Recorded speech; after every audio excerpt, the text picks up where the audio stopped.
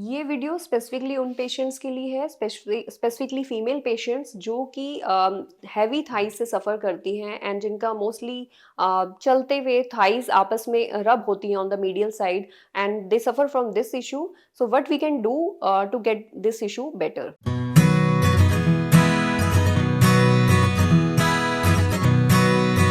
Hi, I'm Dr. Akanksha Sharma, board certified plastic surgeon practicing in Jaipur. So आज हम बात करेंगे Thai liposuction की, specifically of the medial thigh liposuction. Now, what is medial thigh liposuction? Medial thigh liposuction basically वो issue address करता है जो mostly female suffer करती हैं जब वो चलते हैं और जिनकी heavy thighs होती हैं और वो medial side में जब चलते हुए rubbing होती है तो that causes the irritation as well as the darkness of the medial thigh area. सो बहुत सारी फीमेल्स इस चीज़ को रिलेट कर सकती हैं. तो जो हैवी थाइज के साथ हैं दे हैव, अगर आउटर थाई भी हैवी नहीं है बट अगर मीडियल थाई हैवी है तो जब वो चलते हैं तो मीडियल थाइज जब रब होती हैं तो इरिटेशन कॉज करती हैं. तो हाउ हम उस चीज़ को एड्रेस कर सकते हैं? तो लाइपोसक्शन बेसिकली एक सर्जिकल प्रोसीजर है बट डेफिनेटली उसमें कोई कट या इंसिजन नहीं आता है. स्मॉल कैनुला से हम मीडियल साइड जो थाई का होता है उसमें से हम फैट को सक कर सकते हैं. Liposuction different kind of liposuction होती है डेफिनेटली, लेकिन जो मीडियल थाई को एड्रेस करती है जिसको हम मीडियल थाई लाइपोसक्शन करते हैं, these female can opt for that.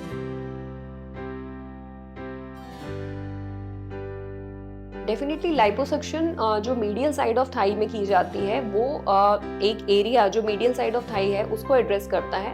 But mostly जब हम लाइपोसक्शन थाई का करते हैं तो हम सर्कमफ्रेंशियली उसको कवर करते हैं. सर्कमफ्रेंशियल कवर होने से क्या होता है कि आपका जो स्किन का कंट्रैक्शन होता है सर्कमफ्रेंशियली वो बहुत ही बेटर होता है. प्लस जब हम थाई लाइपोसक्शन करते हैं, थाई लाइपोसक्शन के साथ अगर आपकी लैटरल थाइज यानी कि जो साइड्स हैं थाइज की वो हैवी हैं तो हम उनको भी एड्रेस कर सकते हैं उसी लाइपोसक्शन प्रोसीजर की ड्यूरेशन में. एंड मीडियल साइड ऑफ जो थाई है जब लाइपोसक्शन कर दिया जाता है तो उसके बाद डेफिनेटली आपको एक रिकवरी टाइम होता है जिसमें एक प्रेशर गारमेंट दिया जाता है पहनने के लिए.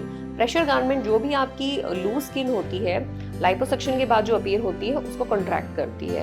एंड डेफिनेटली थाई लाइपोसक्शन का ये मैं स्पेसिफिकली बोलूँगी कि थाई लाइपोसक्शन में हमारा रिकवरी टाइम जो होता है वो बहुत ज़्यादा होता है एज़ कम्पेयर एब्डोमिनल या आर्म कोई भी अपर बॉडी लाइपोसक्शन में होती है. ज़्यादा का मीनिंग ये है कि अगर हमारा अपर बॉडी एरिया 1 वीक में रिकवर होता है तो डेफिनेटली हमारा जो थाई या लेग्स लाइपोसक्शन के बाद it takes 2 weeks to recover minimum. तो thigh gap creation and thigh lift basically ये एक डिफरेंट टर्म्स हैं जो एक प्रोसीजर्स को दी जाती हैं.